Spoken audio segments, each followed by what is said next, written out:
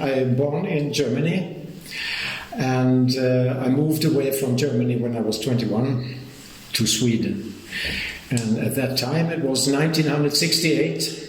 So it was a revolution in the air, and everybody tried to come to a better place. Most of my friends, they just talked, but I really did it. So I moved to Sweden and didn't come back in a way. So there were many years where I didn't want to be connected with having German language, German parents and all that. So from cutting off my roots, really, hard and distinct like that, to integrating the past, all that has happened in German history and so on, was a very, very long process for me. And art did really help me in that process. Because as I figured out, as I mentioned earlier, my art is very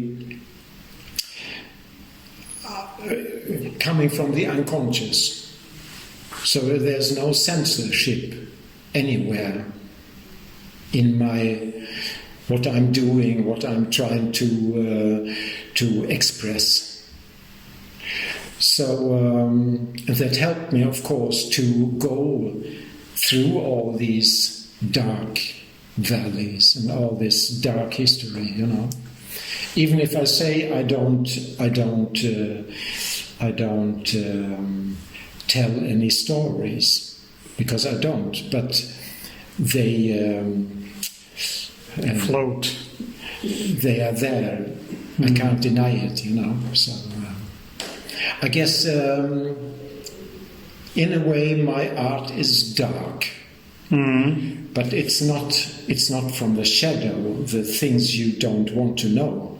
It's from dark life in a way. Are you living for nothing now? Hope you're keeping some kind of record. Yes. And came by the even if I thought I could cut it off everything, I never spoke German.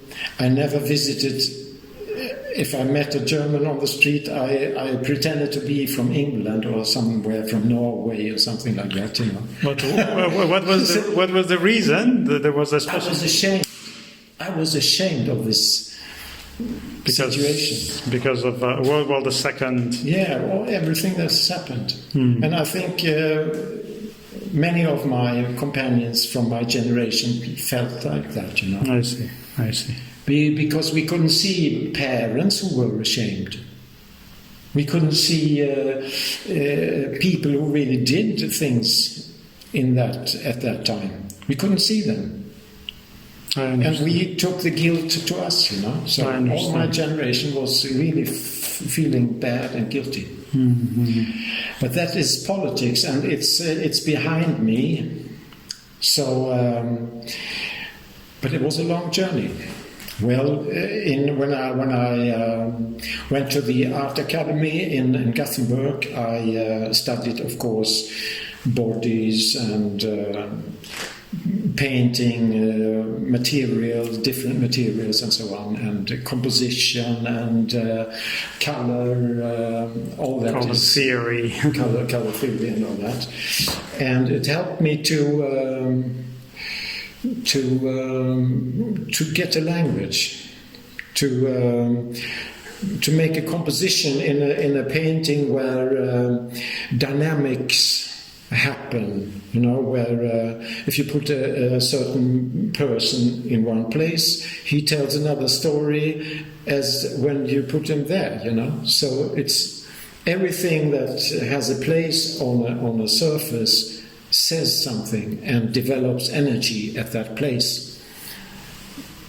So when I became an abstract painter,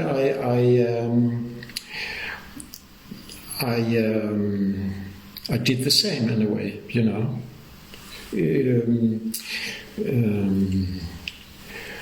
Moving energies, you could say. Moving energies. And when I paint, I try as long as I can to be not controlling, unconscious, and just doing, you know. Sometimes I turn my back to do something and look well. So I try to avoid this conscious looking and planning and all that, you know. But it comes to a situation in the end where I have to decide: do I want to spare this one or that one? What is the continuing development of this painting? What does it want, you know? It's like a partner, you know. You can't force them. You can't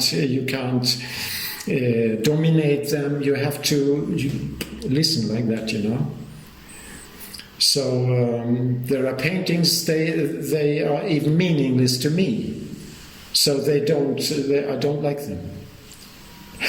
And I don't want them, you know. They have to attract me.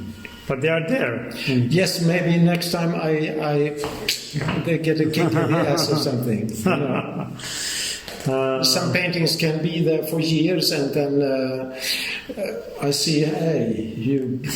And again, well, it's nice to be here and nice to be a part of this.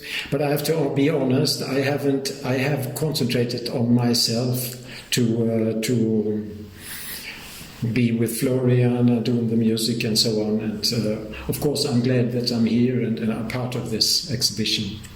How about your general experience with Pashmin art during the years? It has been very